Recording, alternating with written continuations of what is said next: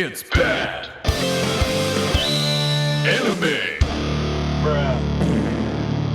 Hey everybody, I'm John. And I'm Rob. And this is Bad Anime, the podcast where we decide, is this anime bad? Lesbian dragons. That's essentially it. We All could right, end the episode there, We'll honestly. see you next week. Goodbye. Cue song there. Yeah. No, we're not going to do that to you. We have No. We have plenty more to say. I think, because funny for me, I watched this probably 2 years ago. Yeah, okay. Yeah, it's been 2 years. Yes. Because in the summer of 2021, season 2 is coming out. So I'm like, I should go watch season 1, then watch season 2. I got nothing better to do because that was a miserable summer for me work-wise. So I'd wake up in manual labor in a blistering hot summer, waking up in pain, going, I can't move and I can't think. But I wanted to get away from short-form content, so I moved to more anime. I don't know if this has any more redeeming value than a few reels, you know what I mean? Yes. I was less tired by the end of it, but there was certainly some brain drain happening. Oh, certainly.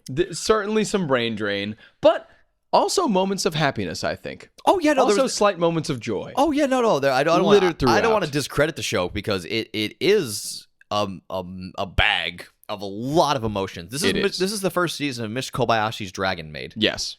In case we didn't mention up top. I don't think we did. No, we did not. We just said lesbian dragons and everyone knew what we meant. You're right. Because I hope you did. Because this is about our titular character, Miss Kobayashi.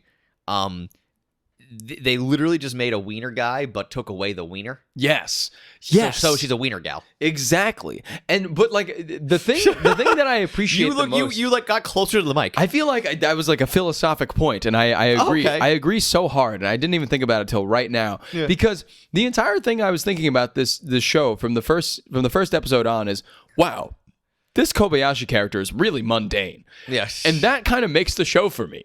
Yeah. I love that she's mundane. Yeah. She's just a normal person that just met a dragon, gave them some alcohol, and the dragon was like, thanks for helping me. I'm now madly in love with you. But we took away your wiener because otherwise the male audience would empathize. Yes.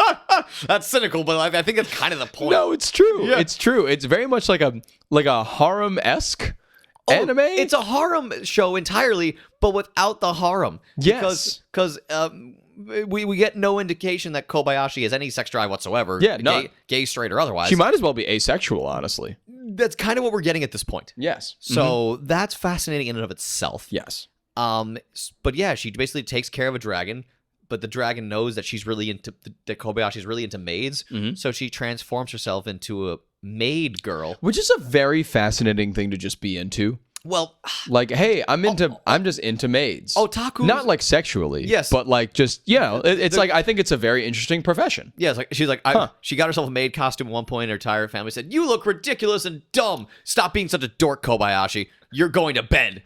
I'm 20. Go to bed. Go to bed." But yeah, so we have this weird dynamic, and that's the thing. It's not a sexual inclination. She just really digs maids and everything about them. Likes the lore. Yeah, likes the lore and maid lore. Yes, they dive into it quite a bit, which was, and I think in the first episode where we meet. It's funny because most things are made in China, but this is made in Japan. I'm trying to think. There's a few different live albums by American bands with that title. Made in Japan. Or, yeah, I hope it was MAID, Made in Japan. If Band Maid didn't do that live album, I'd be so mad. They have to. If they didn't already. They might have done that already. I actually got contacted by their publicist once. I should email them. Yeah. Oh, please do. I should be like, hey, guys, you got to use this title. Don't even credit me. Just here you go. Oh, Band Maid is fantastic. Enjoy. I love Band Maid. They're great. If they dropped the Maid gimmick, a lot of people would take them more seriously. I was having this conversation yesterday because they came out on my car. And my girlfriend was like, who are they? I'm like, oh, band that never gets taken seriously. She's like, oh, why? I'm like, look at the title. She's like, what are they all dressed like maids? I'm like, yep. But if they take away the maid costumes, all the otakus wouldn't. It would also alienate a huge section of their audience, absolutely. Yes. But it's very weird. So guys like us. Sort of, yeah. Yeah. Well, that's the thing here, because as someone who's so into metal, particularly Japanese metal, in the more melodic leanings of so forth, it's hard for me to show people band made. So I never show videos. I only show the audio. Yep. Because, audio hooks them. Exactly, because it's actually a little more punky. Yeah. So it's got like a lot of punk elements tied into some of the riffs straight up metal, but it's like a nice little punk metal hybrid with like two very competent female singers. So it's very fun. It's a very fun listen. But once you see the Maid costumes, it turns people's ability to listen off, and all their objectivism goes out the window. Right. So, speaking of listening and staying and focusing, we should probably talk more about this fucking Maid show. Yes, Miss Kobayashi's Dragon Maid season 1, but also so like, her name's Toru, by the way. Toru, the dragon. yes, the dragon. I was going to clarify that too. We didn't mention her name yet. Yes. Maybe highlight of the show. But yes, Toru is a great character. Yeah, I may have watched the show twice. I don't remember entirely because I switched over to the dub after I watched the whole thing raw. Well, not raw, but like with subtitles. Raw. Raw is a term without subtitles. Yeah. Can we invent the term of like I just watched it raw, as in like I was naked the whole time? I can't guarantee my clothes were on the entire time. I mean, they probably weren't. It was a really bad. I would imagine really, at least like half naked. Really bad summer. Really warm. Yeah, it was hot. Everywhere, even in my room. Yeah, I sweated so much, and I just glistened the whole time as I reached down to my belt buckle to unfasten my pantaloons. And are you wearing jeans in bed? What were we talking about? Are you wearing jeans in bed? No, we're staying on this point. You don't wear jeans in bed? Well, are you sleeping? Are you under the covers? What are we talking about here? I mean, I'm never. Well, okay. First of all, I never get under the covers unless I'm sleeping. That's a rule for me. Interesting. Never get under the covers unless you're sleeping. What if you're freezing? You got a blanket. Okay. Never get under the covers of the bed. Interesting. I try not to lay down in bed before I have to go to bed, you know? Oh, yeah, no, I've seen this. I've seen the psychological study. And I get up and I just lay down on the couch instead. So it's different. It's different. It changes my brain a little bit so that at night when I go to bed, I'm like, oh, this is new. And I lay down and immediately fall asleep. Yeah, okay, I got you. That's a big psychological study. It's nice. Yeah, as someone who's dealt with sickness on and off of their life, I've had days where I'm just bedridden. So I'm just like, but it's funny now, I kind of have two modes. So if I tell myself to sleep, I'm falling asleep. Yeah, but I can lounge in bed without it disrupting that brain pattern. That also requires like years of training. Oh wow, to get through. Damn. Basically, having that mental capacity to be like, all right, I'm in bed, but it's not bedtime. Basically, the lights off is the biggest thing for me. Oh yeah, because I can get under the covers with the lights on and not feel anything. Yep, but when the lights go off, you're like, oh wow, sleepy time. And then I'm like, under the covers, lights off. Wake me up in 3 days. Where were we? Lesbian Dragons. Lesbian Dragons, right. So yeah, we got Toru here, who her Japanese voice actress was great. Her dub actress was the same one as the English dub of Power and Chainsaw Man. I noticed. Yeah. Yes. I loved some of her deliveries. It was very good. In the first episode in particular, when Kobayashi, Toru, and were meeting up with Kobayashi's work friend for drinks. I forgot the fellow's name. He's a recurring character. Yes, he is. I really like him. And I do too. My favorite point about him is that whenever he's drunk, he just turns into a rat face. Yes, he puts on the glasses and he goes full nerd mode. Yes, and he has the little rat teeth. Yes, I love. So funny. Well, yeah, because like they're visualizing his different personas, which I love. It's great. I love it. It's Dr. Jekyll Hyde thing, but not nearly as cool. Yeah. One of the great lines from Toru here, especially in the dub, it's like, "Hi, I'm Miss Kobayashi's live-in maid. Her very violent live-in maid. Her very violent live-in maid." She accentuated that perfectly with the animation. My god! So the English voice cast did a great job here. Yes. There's actually some controversy with the English dub, unfortunately. Oh, really? Well, because of the character. What's the reason? Lukua, the Aztec dragon with the big tatas. Oh yes, okay, yes, the one with the weird eye. Yes, the one. And she wears a hat. Yeah, and she's trying to hump the little boy. Yes, try to hump. Show to baby. Show to baby. I love her directions, but they added some lines about like the male patriarchy in there to make her character like,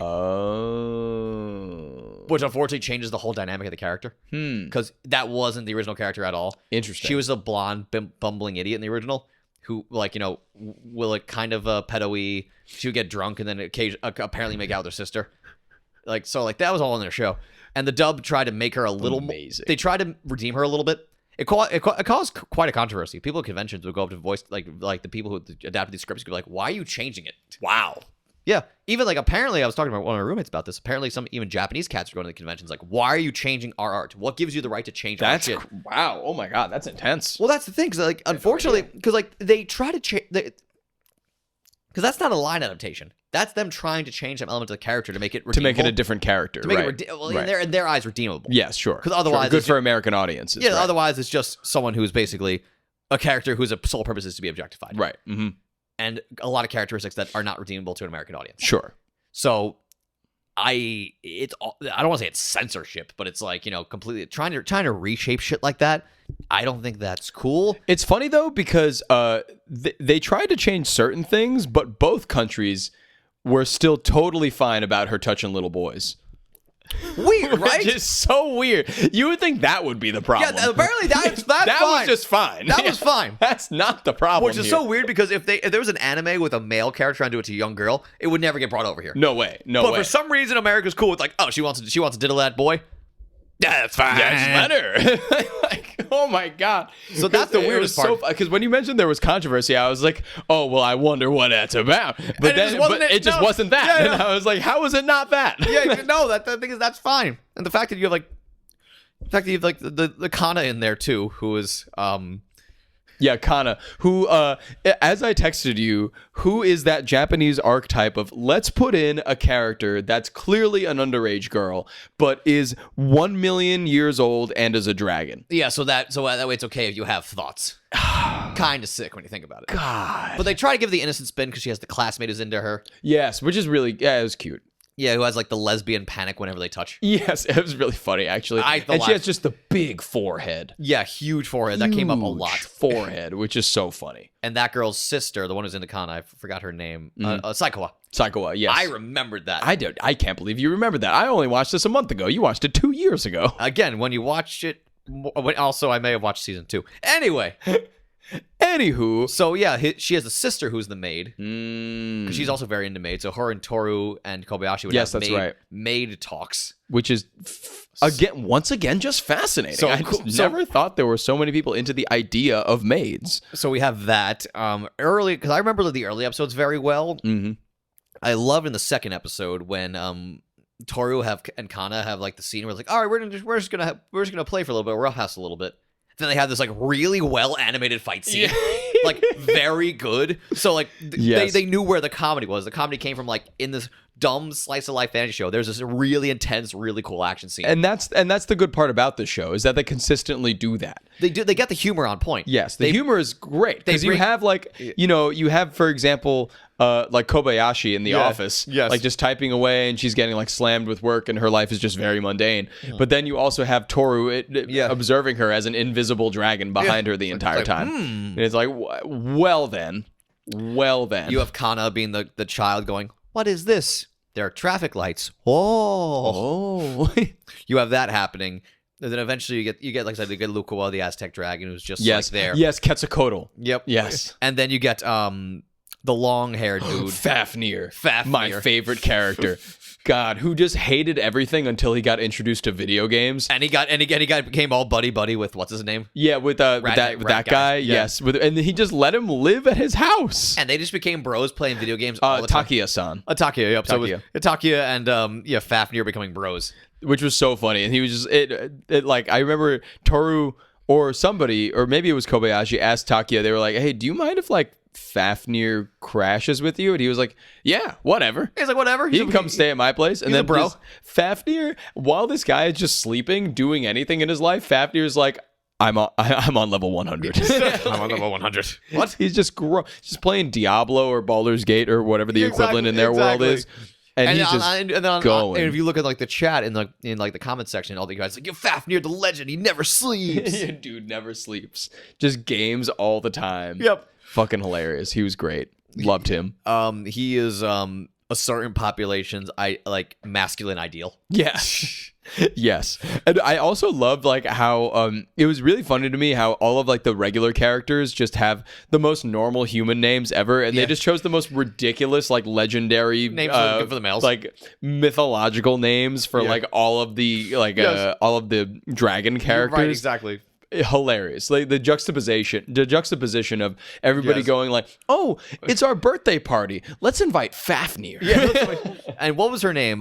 She's one of my favorite characters, the blue-haired one who showed up late. Elma. Yeah. Yes, she had the horn. Yeah, the horn. Yes. I love when Elma showed up at one point to like arrest Toru for something, and then she's just like super hungry, collapses, and then Kobayashi's like, wait, Kana, grab the cream bread. So they give her cream bread, and Elma's like, and they're like, "Hey, Elma, if like you leave right now, you can have all that bread." So Elma sings "Sorry for the intrusion" while leaving with a huge loaf of bread with cream in it. I'm like, ew. And like, I remembered, oh yeah, Japan doesn't know how to do bread. I actually love cream bread. Do you? I love cream bread. It's delicious.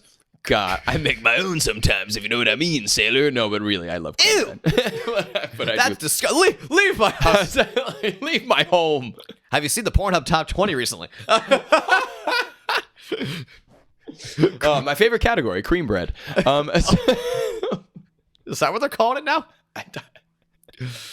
They must be in Japan. Cream bread. Take two $20 bills. Put them in your nether regions. Keep going.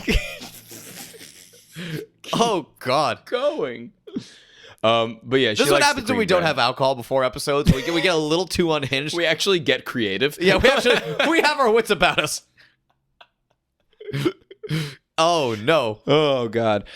Creativity. Yes. That was actually one of the highlights of the show. It was. Yes, it was very great segue. It was very creative. I'm trying to remember because season 1 and 2 are blurring in my head. Was this the season where like Kana and Saikawa were getting bullied at like a park, and so they challenged them to a dodgeball game, and they just so they just bring the dragons and they literally almost murder these children. Yes, but that was amazing. Like Fafnir was also like, I will destroy them.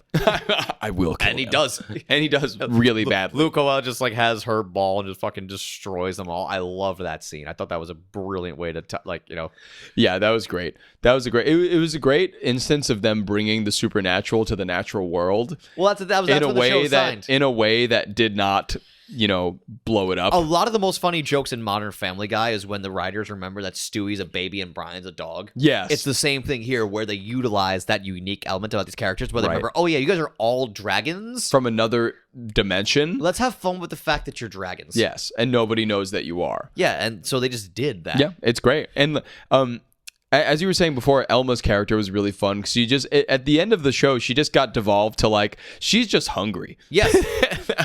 And so everybody just had a good role to play, I thought. And I love how they did it. Like they gave with the slice of life shows, what they usually do is they do a lot of like just fucking around character fun moments, and then they'll throw a mini arc towards the end in there. Yeah. The one they had here was like the school festival type thing, and Kobayashi wasn't sure if she can make it at first, and then they're like, it'd really mean a lot to Kana if you did.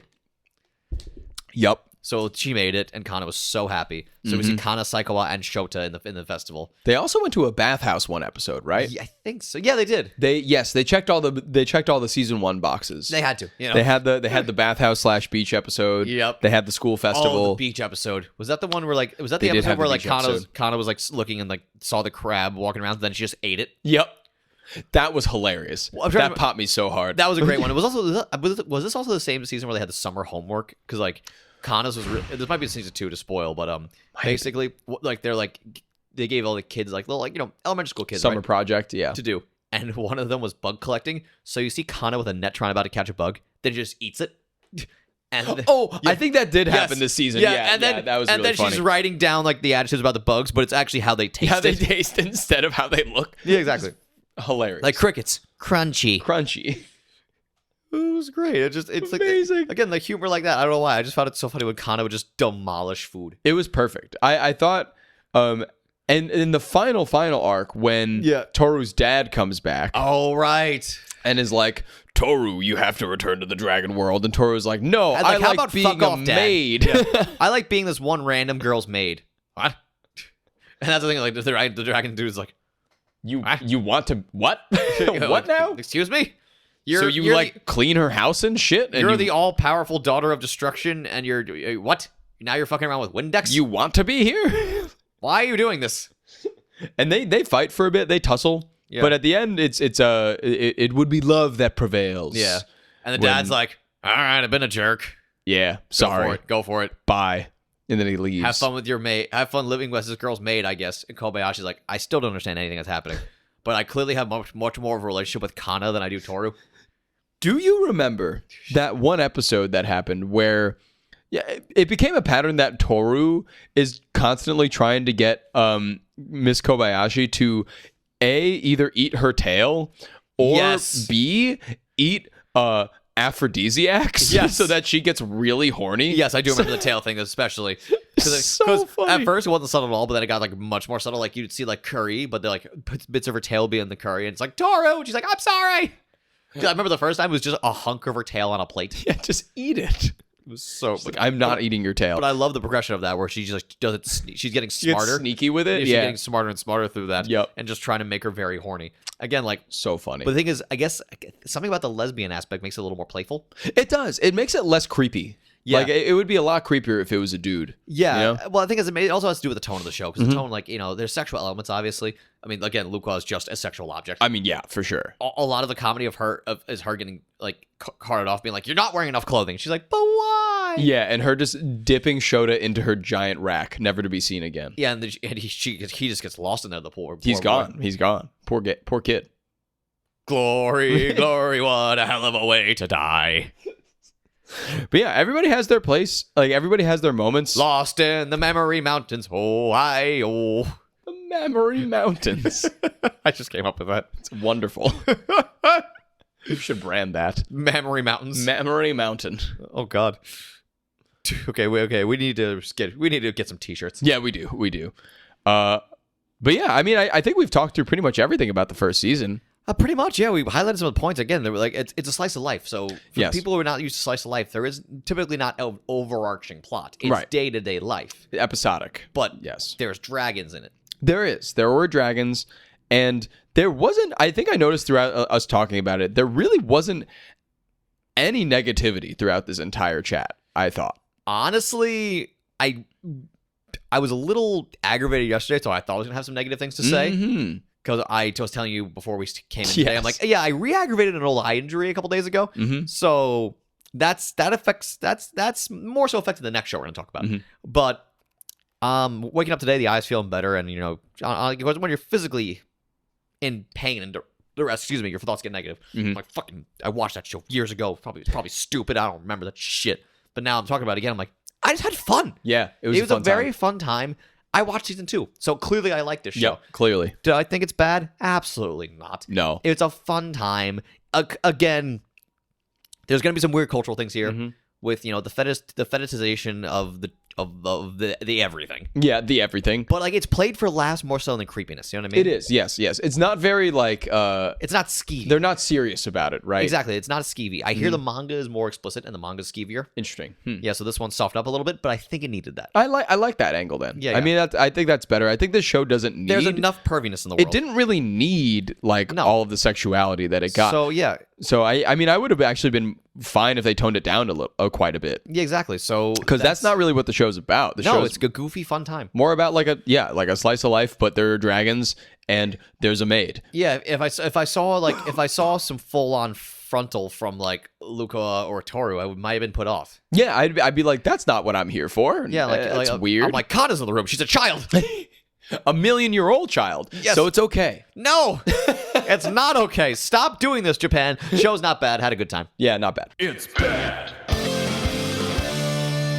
That's right, everybody. The fun is over today. Thanks so much for clicking on the episode, but the fun does not have to stop here. You can hit us up anywhere that you can find us on Instagram or TikTok at badanimepod, or you can even email us to get in touch with us directly at badanimepod@gmail.com if you got any opinions or you just want to send some hate mail or love mail. We'll take both. We don't care. Thanks so much for listening, everybody, and have a great day.